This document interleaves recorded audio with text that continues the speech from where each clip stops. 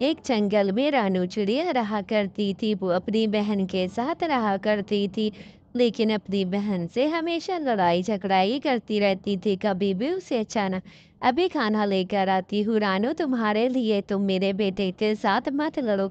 खाला, आप मेरे खाना खा सकती हैं, आप बिल्कुल खा सकती हैं खाला। अच्छा अच्छा, ज्यादा ड्रामे करने की जरूरत नहीं है, अपनी माँ की तरह नौटंकियाँ करने की ज़रूरत नहीं है। जब मुझे खाना होगा खा लूँगी। बड़े आए मुझे रोकने वाले। अच्छा, अच्छा, मैं तुम्हारे लिए रानो खाना तो लेकर आ रही थी। फिर क्यों तुमने मेरे बेटे के साथ लड़ाई-शड़ाई कर ली है?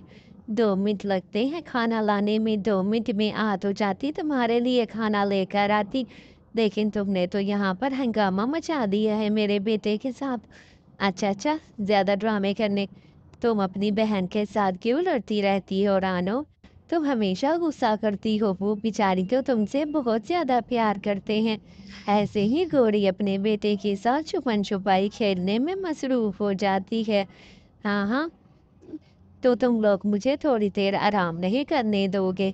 बिल्कुल भी आराम नहीं करने दोगे, कोई 2 पल सो ना जाए, तुम लोगों को तो बर्दाश्त ही नहीं है कि 2 पल कोई सो जाता है। बिल्कुल भी बर्दाश्त नहीं करते। अब 2 पल मगर मैं सो ही गई थी तो सोने देते मुझे।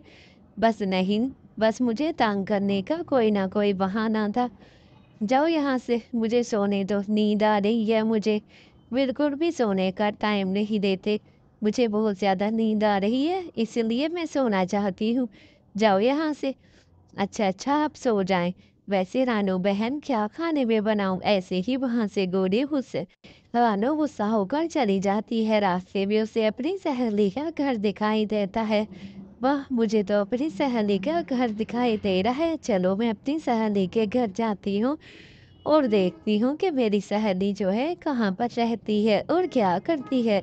वाह! वाह! इतने दिनों के बाद मिले हैं हम, कितना अच्छा लग रहा है। हाँ, ये तो तुमने बिल्कुल ठीक कहा है, इतने दिनों के बाद मिले हैं।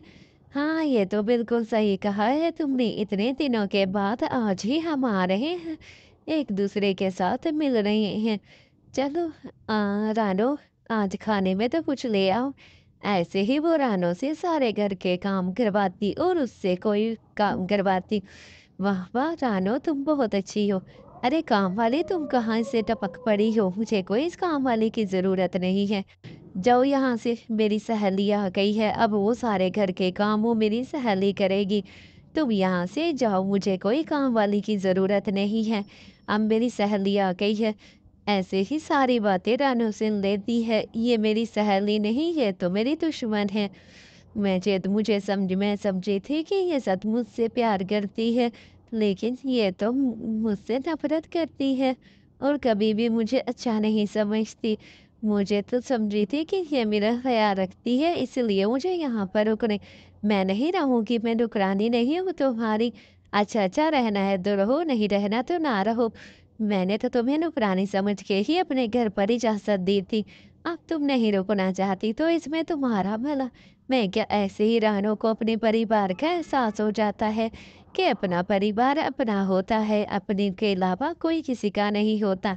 ऐसे ही रानों को अपने किए पर बहुत पछतावा था और बहुत ज़्यादा, इसीलिए जो है वो जो अपनी बहन से और उसके बेटे से माफ़ी माँगती है और खुशी-खुशी उनके साथ रहने लग जाती है। प्यारे बच्चों, कहानी अच्छी लगी तो चैनल को लाइक, शेयर और सब्सक्राइब कर देना।